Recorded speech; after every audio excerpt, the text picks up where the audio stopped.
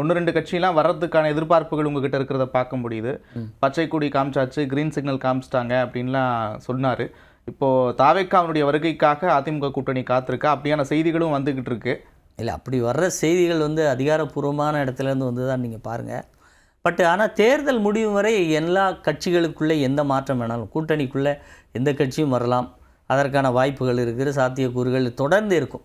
நீங்கள் இன்னும் சொல்லப்போனால் ஒரு கட்சியில் இப்போ திமுகவில் நீங்கள் 3 கட்சிகளோடான தொகுதி பங்கீடுன்னு சொன்னீங்க. அதில் உருப்படியான ஒரு தொகுதி பங்குன்னா காங்கிரஸோடு இருந்த பிரச்சனை தான். அதை தவிர்த்து இன்னும் இனிமேல் தான் அவங்க விசிகாவிலேருந்து கம்யூனிஸ்டுகள்லேருந்து இப்படி கொஞ்சம் டஃப் ஃபைட்டு கொடுக்கக்கூடியவங்களோட பேச வேண்டிய அவங்களாம் சமரசத்துக்கு தயாராக இருக்கிறாங்க அப்படின்றது தான் தகவலாக இருக்குது. அப்படி இல்லை. இப்போது நீங்கள் காங்கிரஸுக்கு ஹைக் பண்ணி கொடுத்துட்டீங்க, ராஜ்யசபா எம்பி வரை கொடுத்துட்டீங்க.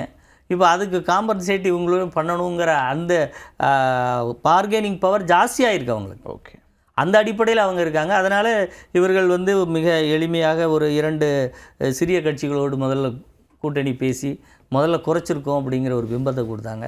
ஆனால் காங்கிரஸ் அதில் எந்த சமரமும் செய்யாமல் 3 தொகுதிகள் அதிகமாகவும் ஒரு ராஜ்யசபா எம்பியும் வாங்கியிருக்காங்க. அப்படிங்கும்போது அப்போ காங்கிரஸ் இவர்களை பணி வைத்திருக்கிறார்கள் மிரட்டி. இவங்க தர முடியாது, 20க்கு கீழே தான். இப்போ தொடர்ந்து நீங்கள் பார்த்தீங்கன்னா 2011 63 இடங்கள் கொடுத்தாங்க.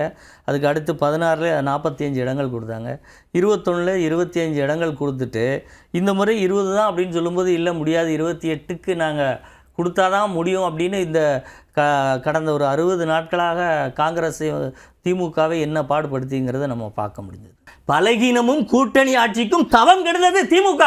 அதிமுக இதுவரை ஈவன் 2021 எடப்பாடியார் கட்சியினுடைய சீட்டுகளை கொடுக்கும்போது கூட பிஜேபிக்கு 20 சீட்டு தான் கொடுத்தோம். ஆனால் உங்களை மாதிரி நாங்கள் பலகீனமாக தேர்தல் களத்துக்குள்ள, ஆனால் போகிறதுக்கு முன்னாடி இப்படி பூச்சாண்டி விதமாக பேசலாம். ஆனால் எந்த இடத்தில் எந்த முடிவை எத்தனை இடத்தை கொடுத்தோம் எடுத்தோங்கிற அந்த தேர்தல் நிலைப்பாடுகளில் அதிமுக சார் இதே மாதிரி பயங்கரமாக விமர்சிச்சாங்க சார். 2021 அதிமுக கட்சி போயிடுச்சு, சின்னம் போயிடுச்சு, எல்லாம் போயிடுச்சு. அப்போவே நாங்கள் எவ்வளோ பிஜேபி சீட்டு கொடுத்தோம்? உங்களை மாதிரி அன்னைக்கு கொடுத்த 23 கூட கொடுக்கலையே.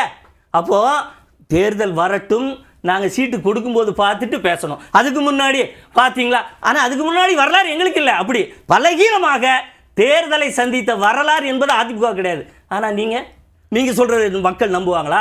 இல்லை நடந்து காட்டியதை நம்புவாங்களா? அதை தான் சொல்கிறேன். சத்தமாக சொன்னாலும் காமெடி தான்.